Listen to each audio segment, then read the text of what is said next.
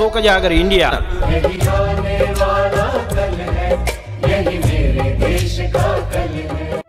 एक नया इतिहास लिखेंगे। नमस्कार, स्वागत आहे आपलं लोकजागर इंडियावर आणि मी संयुक्ता देशमुख थेट दिल्लीवरून। आज आपण एका अशा विषयावर बोलणार आहोत जो आपल्या समाजाच्या नीतिमत्तेवर आणि राजकारणाच्या खेळावर प्रश्नचिन्ह उपस्थित करते। ओडिशा जिथे बीजेपीचे डबल इंजिन सरकार आहे तिथे एक शर्मनाक निर्णय घेण्यात आला आहे। 1999 मध्ये ऑस्ट्रेलियाई मिशनरी ग्रॅहम स्टेन्स आणि त्यांच्या 2 लहान मुलांची हत्या करणारा दोषी महेंद्र हेम्ब्रम ज्याला जेलमधून सोडण्यात आलं आणि विशेष म्हणजे त्याचं स्वागत हिरो सारखं करण्यात आलं।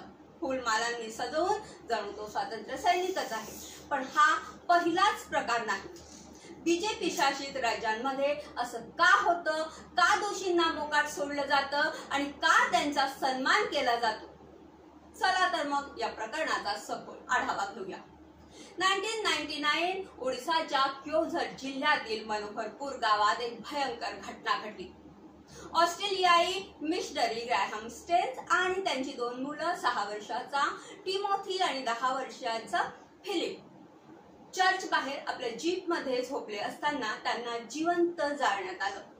या हत्याकांडाचा मुख्य आरोपी होता दारा सिंग आणि त्याचा साथीदार होता महेंद्र हेम्ब्रम। दोघांनाही 2000 मध्ये अटक करण्यात आली आणि दोषी ठरवण्यात आलं। पण आता 25 वर्षानंतर हेम्ब्रमला चांगलं वर्तन असा दाखला देऊन जेलमधून सोडण्यात आलं आहे आणि याच महेंद्रचं क्योझर जेल बाहेर हिंदुत्ववादी संघटनांनी फुलमालांनी स्वागत केलं। आनंदपूर गावात तर त्याला सार्वजनिकरित्या सन्मानितही करण्यात आलं। हा प्रकार उडीसापुरता मर्यादित नाहीये। बीजेपी शासित अनेक राज्यांमध्ये असाच पॅटर्न दिसून येतो। जर तुम्हाला आठवत असेल तर 2002च्या गुजरात दंगलीमध्ये बिल्किस बानो प्रकरण पहा। बिल्किस यांच्यावर सामूहिक हत्या, बलात्कार आणि त्यांच्या कुटुंबातील 14 जणांच्या हत्येचा दोषी असलेल्या 11 जणांना 2022 मध्ये गुजरात सरकारने मोकाट सोडलं। त्यांचेही फुलमालांनी स्वागत झालं। बीजेपी नेते आणि मंत्रीही या कार्यक्रमात हजर होते। सुप्रीम कोर्टाच्या हस्तक्षेपानंतर या दोषींना पुन्हा जेलमध्ये जावं लागलं। पण त्यातून एक गोष्ट स्पष्ट होते, बीजेपी आपल्या कार्यकर्त्यांना किंवा समर्थकांना मग त्यांच्यापासून कितीही गंभीर आरोप असू दे त्यांच्यावर तरी त्यांची साथ सोडत नाही। आणखी उदाहरण जर पाहायचं तर झारखंड लातेहार येथे 2 मुस्लिम तरुणांना मॉब लिंचिंग हत्येच्या दोषींना जेलमधून सोडलं गेलं आणि मंत्र्यांनी त्यांचं स्वागत केलं। हरियाणामध्ये राम रहीमला वारंवार पॅरोलवर फरलो मिळतात। विशेषतः निवडणुकीच्या काळात गुजरात, झारखंड, लातेहार येथे 2 मुस्लिम तरुणांच्या मॉब लिंचिंग होते। त्याच्या हत्येच्या दोषींना जेलमधून सोडवलं गेलं आणि मंत्र्यांनी त्यांचं स्वागत केलं। हरियाणात राम रहीमला वारंवार पॅरोल आणि फरलो मिळतात, विशेषतः निवडणुकीच्या काळात। गुजरातमध्ये बलात्कार आणि हत्येच्या दोषींना रिहा करणं आणि त्यांचा सन्मान करणं हा जणू ट्रेंडच झालेला आहे। आता दारा सिंगच्या रिहाईची पण शक्यता वर्तवली जात आहे। महेंद्र हेम्ब्रमच्या रिहाईनंतर आता सर्वांचं लक्ष आहे ते दारा सिंगवर। या हत्याकांडाचा मास्टर माइंड असलेला दारा सिंग सध्या क्योझर जेलमध्ये आहे। पण सूत्रांचं म्हणणं आहे की त्याच्या रिहाईसाठीही मार्ग मोकळा होत आहे। जर दारा सिंगला रिहा केलं गेलं तर हा उडीसा सरकार आणि बीजेपीच्या धोरणांवर आणखी मोठा प्रश्नचिन्ह असेल।